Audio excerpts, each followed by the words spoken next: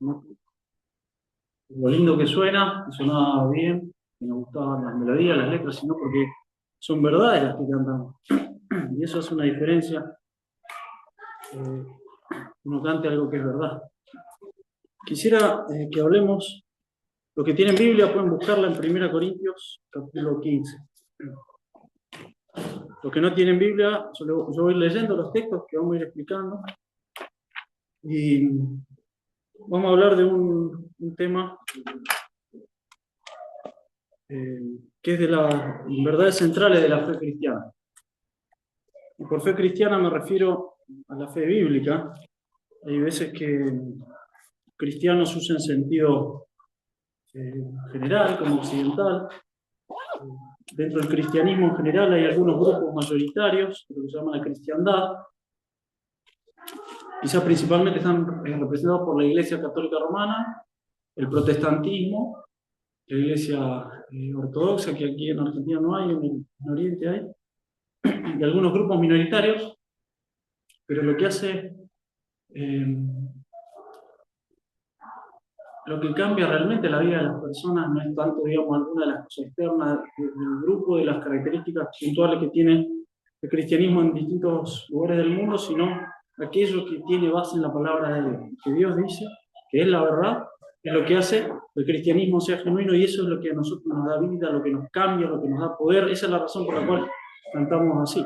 En otras confesiones, la forma del culto tendrá algunas diferencias, pero bajo cualquier cartel y cualquier techo, Dios ve dentro de su grupo de congregados aquellos que tienen salvación y los que no tienen salvación, los que son bíblicamente cristianos y los que no.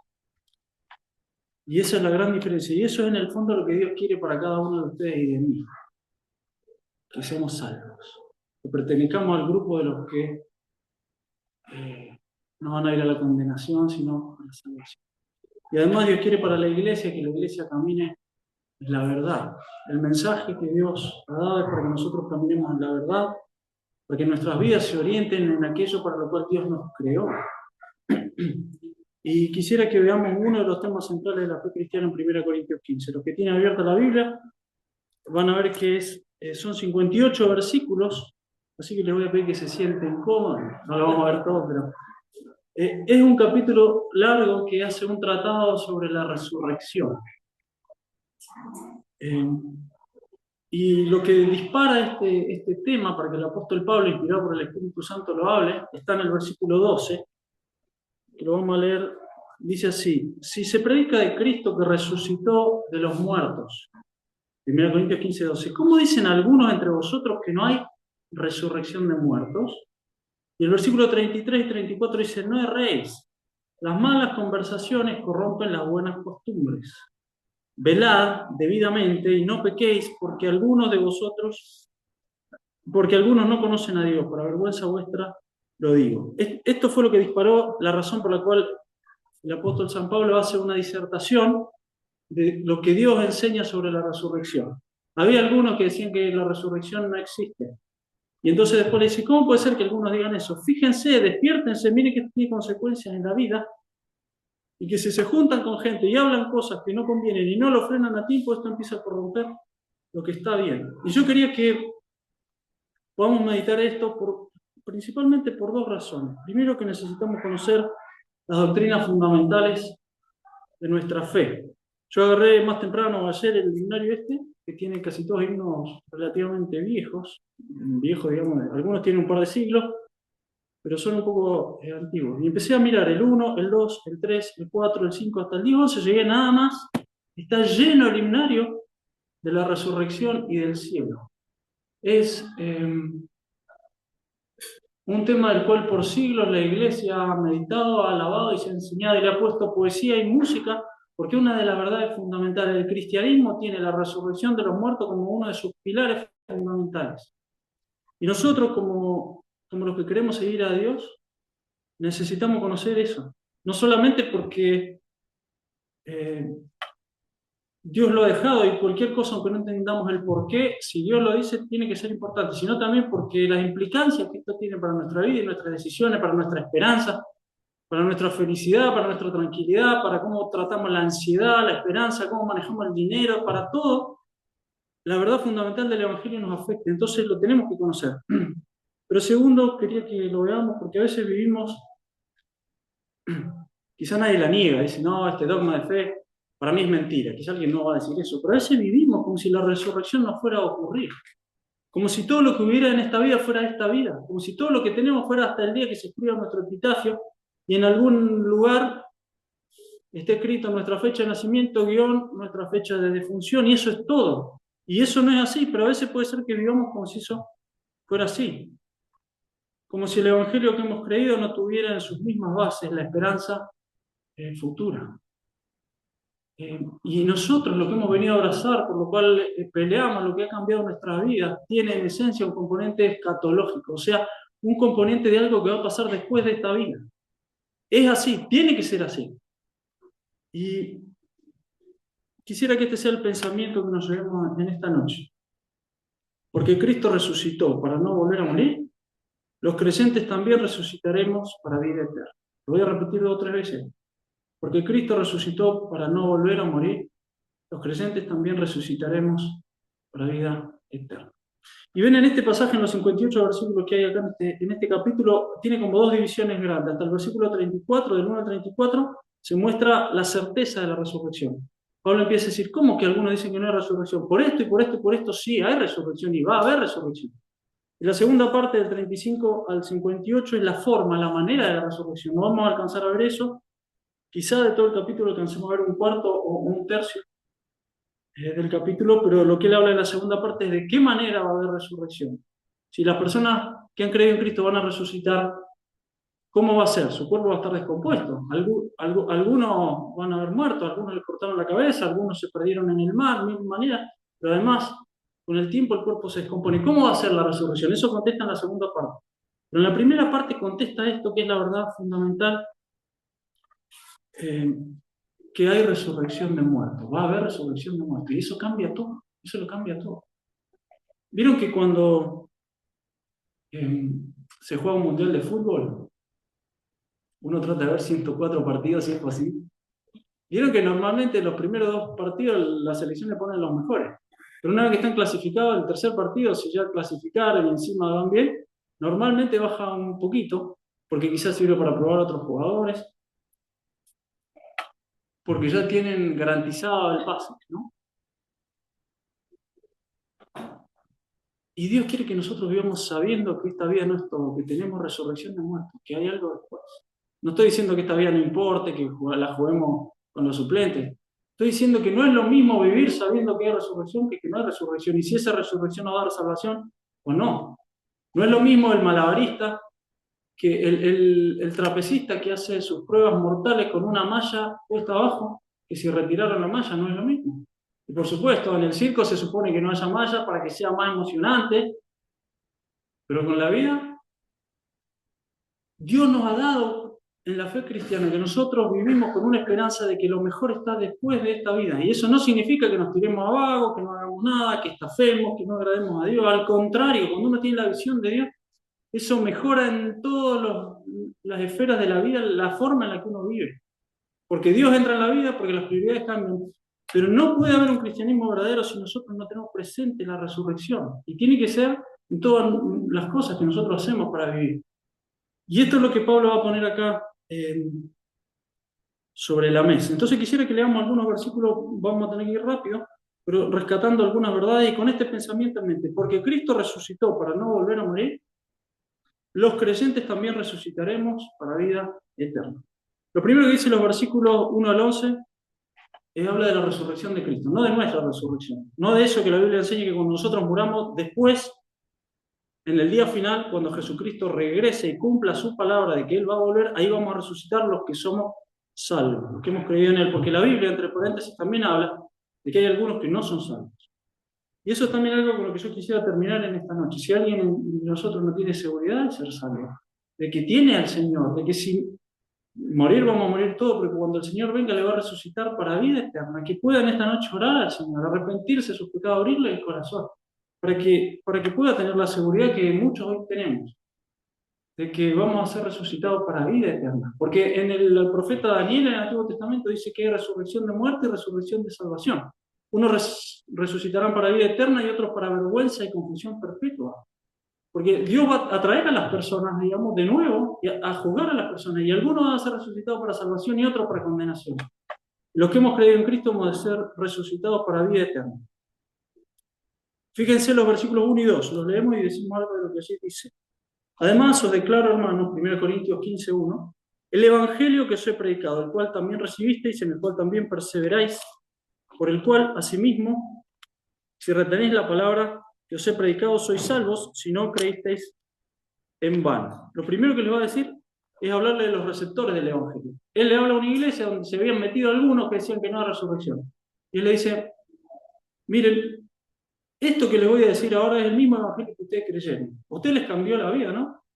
Ustedes han sido transformados. Hubo un cambio en ustedes. Ustedes son una iglesia y antes no lo eran. Ustedes andaban en la idolatría, eran unos paganos. ¿Por qué hubo ese cambio? Porque llegó el poder transformador del evangelio. Y este evangelio tiene la resurrección como una de sus verdades centrales. Esa iglesia, ese grupo existía y este existe porque hemos creído el evangelio. Y la resurrección es una de las patas fundamentales del evangelio. Jesucristo resucitó. Los médicos no lo pueden explicar. De la misma manera que no se puede explicar la vida, se puede estudiar mucho, pero hay algunos momentos que clínicamente no se entienden. En un punto, el mismo cuerpo tiene vida y no lo tiene. Hay muchas cosas en la creación, de dónde vienen las cosas, que Dios nos ha explicado algunas, y hasta cierto punto nuestra razón y nuestro estudio puede llegar. Y la resurrección de Cristo es verdad central del Evangelio. Pero él le dice, hay algunos de ustedes que tal vez han creído en vano. Porque mezclado en ese grupo de gente podría haber algunos cuya fe era una fe vana, una fe sin resultado, una fe que no era verdadera. La evidencia presente de un cambio real, dice ahí, es retener la palabra de Dios. Porque dice, en este evangelio ustedes perseveran y si retienen la palabra de Dios es una evidencia de que ustedes son salvos, a menos que hayan creído en vano. O sea, que sea una fe sin fruto, una fe que no produjo nada. Y la Biblia habla de una fe verdadera y una fe muerta. Una fe que tiene sustancia y una fe que no es nada. La fe en la Biblia no es optimismo. La fe es creerle a Dios en lo que dice. La fe es estar dispuesto a doblegar la voluntad a lo que Dios dice. Y puede ser, como dice en Santiago, que hay una fe que no produce un cambio en las personas y una fe muerta, una fe vana. Él dice, si hay alguno de ustedes que creyó en vano, que su fe fue, digamos, como simplemente algo sin fruto, bueno, eso es vacío. Pero si ustedes han creído de verdad, eso que les cambió la vida es una fe en el Evangelio que se basa en la resurrección de Cristo. Entonces le va a decir, mire, este es el Evangelio que ustedes han creído, ahí en los versículos 3 al 8. El 1 y el 2 habla de los receptores del Evangelio, pero del 3 al 8 habla del contenido del Evangelio. Le va a decir, esto es lo que ustedes creyeron, esto es sobre lo cual la iglesia nació y se fundó y por lo cual las personas son salvas. Del 3 al 8 es el contenido del Evangelio. Porque primeramente os he enseñado lo que asimismo recibí.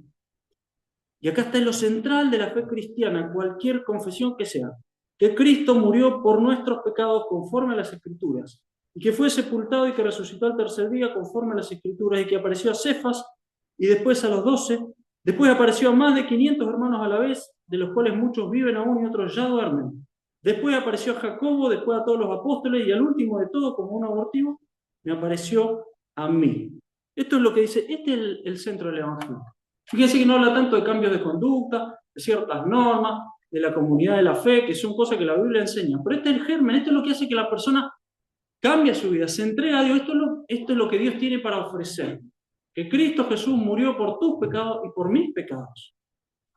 La muerte de Cristo es central en la enseñanza del Evangelio y fue por nuestros pecados, fue vicaria, o sea, sustitutoria. La muerte de Cristo fue para pagar nuestros pecados, porque si Cristo no los pagaba, nosotros no podíamos ser salvos. No había obras, no había purgatorio, no había sacrificio, no había arrepentimiento, no había autoflagelo, no había nada que sirviera si Cristo no pagaba nuestros pecados. Por eso Cristo murió por nuestros pecados. Pero también dice que Él fue sepultado. El sepulcro fue el testigo irrefutable de su muerte, aunque muchos enemigos dijeron, no murió o no resucitó, estuvo sepultado. Estuvo sepultado, no fue un desmayo, no fue una cosa, lo mataron y estuvo sepultado como cualquier muerte. Hubiera despedido cualquier buen médico su certificado de defunción. Llegó casi a 3 días, hasta el tercer día estuvo en el sepulcro, se murió muerto. de verdad. Pero después dice que resucitó. Y se levantó y venció la muerte. La resurrección corporal de Cristo, como decíamos hoy más temprano, es testimonio de su divinidad. Porque Cristo dijo, yo pongo mi vida cuando quiero y yo la recupero cuando quiero. Y así fue. Él entregó el Espíritu cuando quiso y se levantó de la muerte cuando quiso. También es testimonio de la obra consumada, de que todo lo que el Padre le mandó a hacer, lo hizo. Entonces murió y cuando se acabó resucitó. No había más nada que hacer. Pero también de que Cristo decía la verdad. Porque Cristo anunció muchas veces que Él iba a ser entregado, castigado, juzgado, muerto, pero que al tercer día iba a resucitar. Jesucristo resucitó. Hoy decíamos que la resurrección de Cristo acabó con eso que echa a perder cualquier final feliz, de cualquier historia, de cualquier cosa, la muerte. Uno solamente puede cortar el foco, terminar el capítulo, frenar la película, antes de que ocurra la muerte. Si el tiempo sigue, las personas mueren, aún los más exitosos, los más grandes. Pero Cristo venció la muerte. Jesucristo venció la muerte. Y después enumera un montón de testigos, porque esto era lo más raro, no era raro que muriera. Lo raro era que resucitara. Todos hemos de morir, pero Él dijo que iba a vencer la muerte y venció la muerte. Y entonces empieza a enumerar los testigos. Hay algunos testigos que no están acá. ¿Recuerdan a quién se apareció Cristo resucitado por primera vez, primera persona que lo vio resucitado? María Magdalena. Y después, un grupo de mujeres. Estaba María, pero había otras más. Después se apareció a Cefas, que es Pedro. Lo último que había tenido Pedro con Cristo, una cruzada de mirada que él lo acababa de negar. Triste y amargo. Pero enseguida el Señor se le apareció. Me negaste, pero acá estoy resucitado. Después dice que se apareció a los 12, pero en el medio se apareció a los 2 que caminaban a Emaús, que acá no lo relata. Después dice que se apareció como a 500. ¿Se imaginan la tristeza que había en los que amaban al Señor? Pero de golpe había un grupo que empiezan a decir, lo vieron los apóstoles, lo vieron las mujeres, lo vio Tomás, lo vieron resucitado, tenía las marcas de las manos, comió con nosotros, porque en uno lo encuentra la primera noche, le dan de comer. Le dan de comer pescado y miel. No sé si habrá hecho ruido. Se lo comió. Se fue, no había más pescado, no había más miel, no era una ilusión. El Señor resucitó y se lo comió. Y se apareció a 500. Ahora sí algo tremendo. Y después dice que se apareció a Jacobo y otra vez a los apóstoles y después dice que se apareció a él. Todos los testigos fueron los que atestiguaron de manera irrefutable que ese hombre al que mataron los romanos, como tantos otros miles mataron por crucifixión, pero ese se levantó y resucitó. Y todos los que después dieron su vida fue porque lo vieron resucitado. Ahí abortivo quiere decir como uno que nació fuera de tiempo, porque el apóstol Pablo fue ese que era perseguidor de la iglesia, pero después se convirtió en un discípulo, un apóstol de la iglesia. Y entonces el Señor le aparece como fuera de tiempo. Y él dice ahí, en los versículos 9 al 11, habla de los mensajeros del Evangelio. Mire lo que dice de 9 al 11, porque yo, dice Pablo, soy el más pequeño de los apóstoles. No soy ni siquiera digno de que me llamen apóstol porque yo perseguí a la iglesia de Dios. Pero por la gracia de Dios soy lo que soy. Y su gracia no ha sido en vano para conmigo. Antes he trabajado más que todos ellos, más que los otros apóstoles, pero no yo, sino la gracia de Dios conmigo. Porque o sea ellos, o sea yo, así predicamos y así habéis creído. Pablo se sentía indigno porque él había sido un perseguidor de la iglesia, había sido criminal. Pero el Señor le apareció. Entonces dice, bueno, soy un apóstol como ellos. Y a pesar de que soy indigno, el único que tiene ese sabor amargo, ese resquemor agridulce o amargo, directamente agrio, de que yo antes perseguía y mataba a cristianos, soy yo entre los apóstoles. Pero el Señor me salvó, me apareció resucitado y me dio esta comisión. Y por su obra he hecho una obra que es más extensiva que la que ellos han hecho. Y Pablo dice esto porque él tenía que validar su apostolado, porque la fe de esta iglesia dependía de que creían en las palabras del apóstol, tenía autoridad apostólica, entonces no es que él se estaba agrandando. Era necesario que ellos creyeran que él tenía una comisión de parte del Señor. Pero de cualquier modo, tanto los apóstoles, los otros apóstoles como él, predicaban el mismo evangelio de la resurrección. Y yo quiero que este sea nuestro primer punto. Es básico para la fe cristiana que Jesucristo resucitó de los muertos.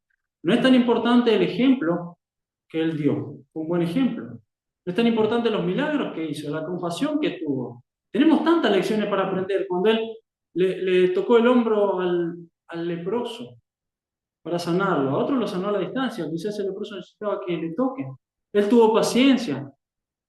Él trató a los despreciados y a los marginados de una manera diferente. Muchas lecciones, muchos ejemplos, mucho poder, mucha paz trajo el Señor. Pero nada de eso es el centro del Evangelio y nada de eso serviría para nada si Cristo no hubiera muerto y resucitado. Porque Cristo resucitó para no volver a morir, los creyentes también resucitaremos para la vida eterna. ¿Estás vos? ¿Está usted en ese grupo de los creyentes que un día, después de que nos toque morir y el Señor vuelva, resucitaremos para la vida eterna? Miren, la segunda parte de esta sección es los versículos del 12 al 19. Porque primero habla de la resurrección de Cristo, pero ahora habla de la resurrección puesta en duda. Porque acá dice el versículo 12, como dicen algunos, si nosotros le predicamos que Cristo resucita a los muertos, ¿cómo algunos dicen que no hay resurrección de muertos? Porque si no hay resurrección de muertos, entonces Cristo tampoco resucitó. Había algunos que negaban que los creyentes fueran a resucitar al final. Bueno, esto es lo que tengo que vivir, la fe te cambia un poco la vida. Bueno, pero la resurrección es algo metafísico, yo no voy tanto por eso. Pero no, eso no puede ser, no va con el cristianismo bíblico. Y ahora va a explicar por qué, va a argumentar de una manera diciendo qué tontería, qué estupidez que nosotros nos estemos reuniendo bajo este techo, en estas 4 paredes, si nosotros solo creemos la mitad de esto, o creemos que algo nos puede cambiar, o creemos en algunas cosas, pero que Cristo no resucitó de los muertos. Porque lo que parece que estos que cuestionaban la resurrección de Cristo no se daban cuenta es que al hacerlo así, estaban negando, al negar la resurrección de los cristianos, estaban negando que Cristo hubiera resucitado. Si Cristo es un ejemplo de la resurrección y no es resurrección general, tampoco Cristo resucitó. Entonces, esta es la implicancia de lo que ustedes dicen. No se dan cuenta, ustedes ponen en duda la resurrección de los muertos, pero están poniendo en duda que Cristo resucitó. Y entonces va a mostrar, miren qué tontería sería si nosotros tuviéramos una fe que solamente fuera para esta vida. Y lo va a explicar así Pablo diciendo qué significaría si Cristo no resucitó de los muertos. 7 cosas en lista que sería muy tonto para nosotros, que serían las consecuencias si Cristo no hubiera resucitado. En primer lugar, dice el verso 14, nuestra predicación es vana. O sea, todo el mensaje cristiano no tiene sustancia. La fe de ustedes es vana. Ustedes han creído una tontería, una mentira. Hay personas que están de acuerdo con creer alguna cosa, con que se conforman con alguna superstición. Hay veces que las personas se autoconvencen, se autosugestionan. A veces hay un fanatismo, que entre muchas personas nos convencemos de eso. Con el fútbol muchas veces pasa eso, pasa con la política, pasa con la religión. Dios no quiere que nosotros apaguemos el cerebro.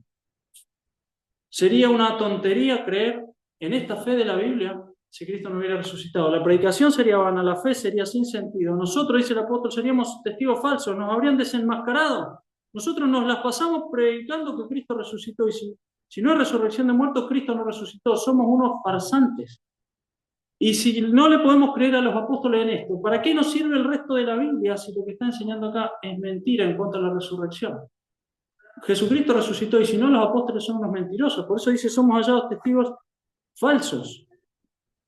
Porque si los muertos no resucitan, tampoco Cristo resucitó. Y el verso 17 dice, si Cristo no resucitó, vuestra fe es vana. Lo vuelvo a repetir, pero lo que quiere decir es que en este caso la fe es infructuosa, no produce nada. Se supone que la fe logre algo en nosotros. Se supone que nuestra fe no sea un sticker que tenemos pegado en la parte de atrás del auto, que nuestra fe cambie algo. Por ejemplo, en Santiago dice, si alguno se cree religioso entre vosotros y no refrena su lengua, si no engaña su corazón, la religión de tal es vana. Si uno piensa que cree que tiene fe, pero eso no afecta a la vida y eso no cambia, esa religión es vana. Entonces dice, si Cristo no resucitó, la fe es vacía. Todavía dice, estáis en vuestros pecados. Y esta es una de las cosas más terribles. Si Cristo no resucitó, todavía estamos en los pecados. Sin resurrección no hay expiación, no hay resolución del problema de pecado. Y sin eso no hay salvación. Como alguien dijo, la resurrección de Cristo es el amén de Dios a la obra de Cristo.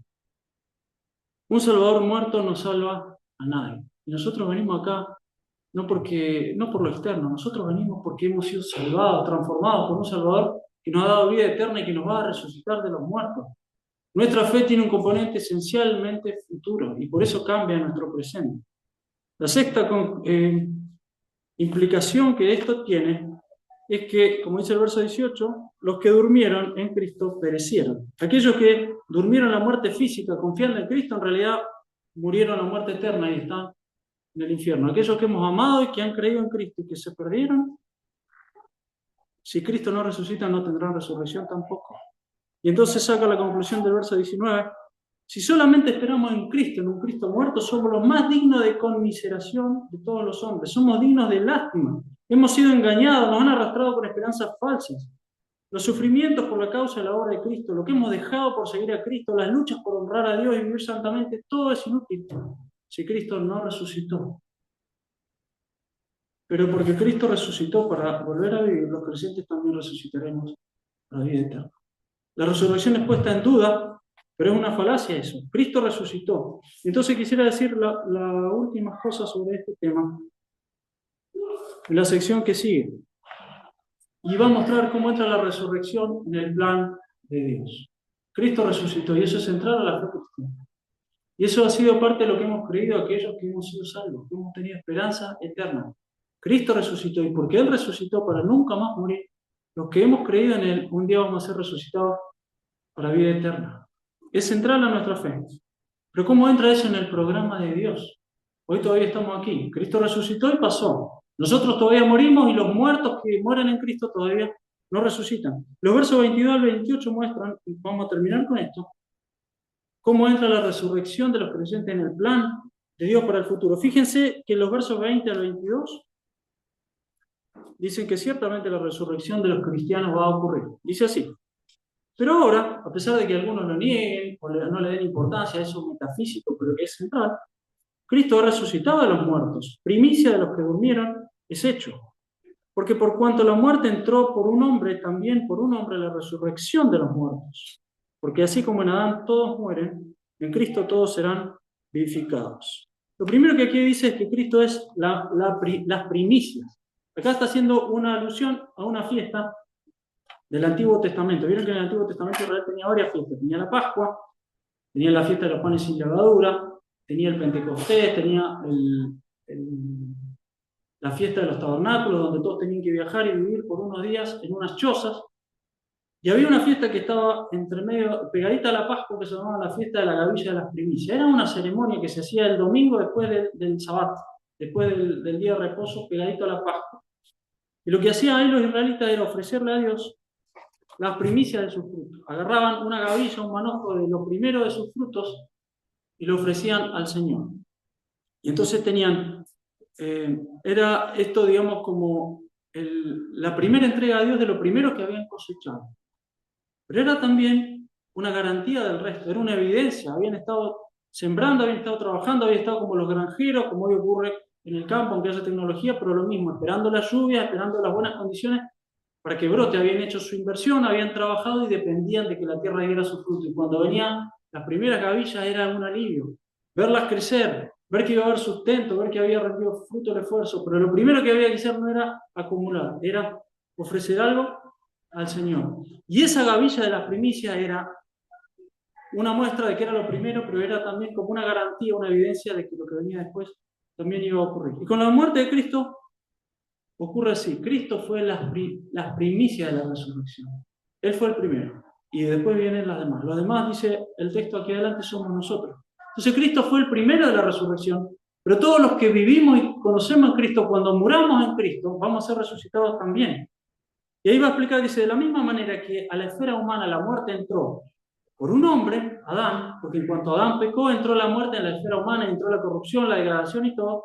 De la misma manera la resurrección entró en la esfera humana por causa de otro hombre, Cristo. De la manera que uno afectó a todos los que están ligados a Él, vinculados a Él por nacimiento natural, el otro hombre, Jesucristo, afectó a todos los que están vinculados a Él por nacimiento espiritual. Y entonces todos estamos en Adán porque todos hemos nacido de madre y padre y todos tenemos ese ancestro común. Pero hoy también lo que nosotros vemos es que Dios nos da la posibilidad de tener un nacimiento espiritual. El nacimiento por la fe. Y todos los que estamos vinculados a Cristo por el nacimiento espiritual también hemos de participar de la resurrección. Y el texto, esta frase, estos 5 versículos que faltan 6, terminan explicando cómo va a ser. Entonces va a declarar medio sucintamente el desarrollo del plan de Dios para el futuro, en los versos 23 al 28. Pero cada uno dice en su debido tiempo. Verso 23, Cristo, las primicias. Él fue el primero que resucitó. Y el único, porque hubo otros que resucitaron, pero al tiempito se volvieron a morir. Lázaro resucitó, pero un tiempo después se murió. La hija de Jairo la resucitó, pero después se murió. Pero Cristo resucitó, se levantó y tiene cuerpo resucitado y no vuelve a morir. Él es las primicias. Pero sigue diciendo luego los que son de Cristo. Los cristianos, según la fe bíblica, los salvos, en su venida, cuando Él venga, van a ser resucitados. Y luego, el verso 24, el fin. Cuando entregue Cristo el reino al Dios y Padre, cuando haya suprimido todo dominio, toda autoridad y potencia. Porque es necesario que Él reine hasta que haya puesto a todos sus enemigos debajo de sus pies. Y el último enemigo que será destruido es la muerte.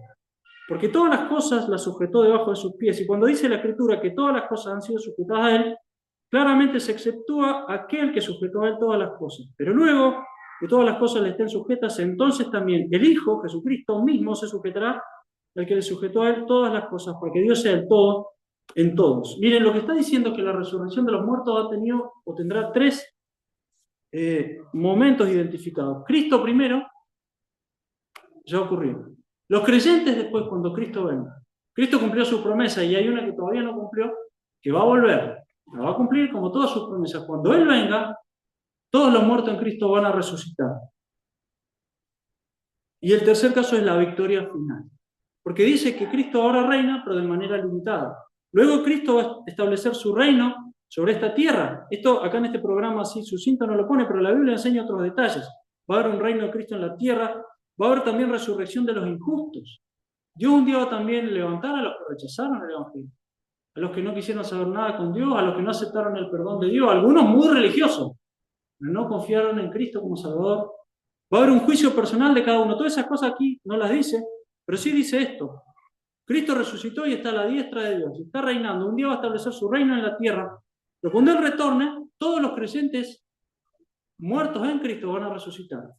Pero finalmente, cuando Él venza a todos los enemigos, a todos los sistemas de este mundo corrupto, a todos los gobiernos, todos los que se le opongan, todas las batallas finales que la Biblia relata, el Armagedón, la del fin de los tiempos, todo el mal, toda la injusticia, todos los enemigos de la verdad, visibles e invisibles, los demonios, todos serán destruidos. Finalmente también la muerte va a ser destruida. Cuando la muerte sea destruida no se muere más nada.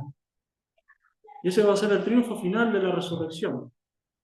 Nos está mostrando que aunque hoy veamos injusticias, cosas torcidas, crímenes sin resolver, enemigos poderosos, perversión que se propaga por todos lados, un día Cristo ajustará todas las cuentas y Dios será todo en todo. Pero la maravilla para nosotros es que porque Cristo resucitó para no volver a morir, los creyentes también resucitaremos para vida eterna. El resto del pasaje sigue hablando de cómo va a ser ese plan, de las implicancias que tiene y de la forma de la resurrección. Pero yo quisiera que nos quedemos ahora unos minutos pensando en esto. ¿En qué estado te encuentras tú? ¿En qué estado te encontrás vos? ¿Sos de esos creyentes salvos o todavía estás en tus pecados? Porque Cristo resucitó, hay posibilidad de que nosotros seamos perdonados. Hay un texto en Romanos 10 que ayer estábamos meditando y hoy me vino a la mente y quise compartirlo con ustedes también, porque quizás haya en esta noche alguien que quiera abrir su corazón y decir: Señor, yo necesito el perdón. Señor, yo quiero creer la verdad del Evangelio. Y si alguien quiere orar, miren, el texto es este de Romanos 8, de Romanos 10, lo tengo acá, dice: esta es la palabra de fe que predicamos, que si confesares con tu boca que Jesús es el Señor, y creyeres en tu corazón que Dios lo levantó de los muertos, serás salvo. Porque con el corazón se cree para justicia, pero con la boca se confiesa para salvación. Aunque Cristo resucitó para no volver a morir, hay muchos incrédulos que no van a resucitar para vida eterna, sino para condenación. Y qué triste ha de ser si te encontrás vos, se encuentra usted en esa fila, que ha tenido tanta oportunidad de recibir el Evangelio. Y no es la religión, no es el nombre, no es la causa, no es el simpatizar con la fe, es haberle abierto el corazón y haber creído en Cristo. Por eso dice la palabra: si creyeres en tu corazón, si confesares con tu boca que Jesús es el Señor. Jesús fue un hombre que mataron los romanos. pero resucitó, se levantó por encima de todo, por encima de los ángeles, se sentó a la diestra del trono de Dios. Está sobre todo y cuando vuelva, y como dice la Biblia, apoye sus pies en el monte de los olivos, ahí al este de Jerusalén, y establezca su reino, ahí va a ser visible lo que ya es real. Él es Señor. Y Él tiene poder y ha dejado en su palabra poder. Todo el que cree esta palabra puede ser salvo. Y el que recibe a Cristo tiene vida eterna. Y después de esta muerte va a resucitar. Si confesares con tu boca que Jesús es el Señor y creyeres en tu corazón que Dios lo levantó de los muertos, a Jesús de Nazaret, serás salvo. Porque con el corazón se cree para justicia. Dios te justifica, Dios perdona tus pecados, te aplica la justicia de Cristo porque Él pagó por vos. Y con la boca se confiesa para salvación. Dios escucha tu confesión y te salva. Quizá alguien quiera en esta noche pasar a formar parte de las filas de creyentes, los que también resucitaremos para la vida eterna, porque Cristo resucitó para no volver a morir. Yo les invito a que oremos, que cerremos nuestros ojos y si alguno de ustedes quiere orar al Señor así, sepa que Dios escucha su oración. Palabras sencillas, voz muy baja o en el silencio del corazón. O con palabras audibles si lo necesita. Ore al Señor y dígale con estas palabras: Señor, necesito ser salvo. Reconozco lo que tu palabra dice, que Jesucristo murió pero que resucitó. Creo que Él ascendió al cielo y es el Señor. Y quiero aceptarle también como el Señor de mi vida. Hasta ahora estoy en mis pecados, Señor, pero quiero que me perdones de mis pecados. Ahora entiendo que Cristo murió por mis pecados, pero que resucitó victorioso. Y te abro mi corazón. Y te pido que perdones mis pecados y que me salves. Reconozco que Cristo es el Señor y que sin Él no hay salvación para mí.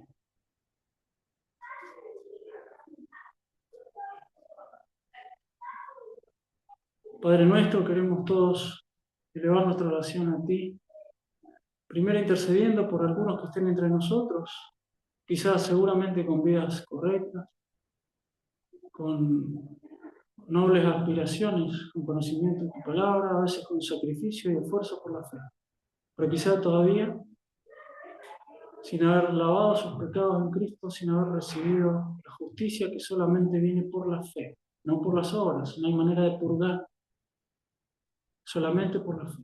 Rogamos para que puedan entregar su corazón y abrir su corazón, porque como nosotros hemos hecho alguna vez, con nuestra boca confesamos: Jesús es el Señor, Él es digno, creo su palabra y creo que resucitó de los muertos, habiendo muerto por mí. Y fuimos salvos, así hoy pueden todos ser salvos por mí.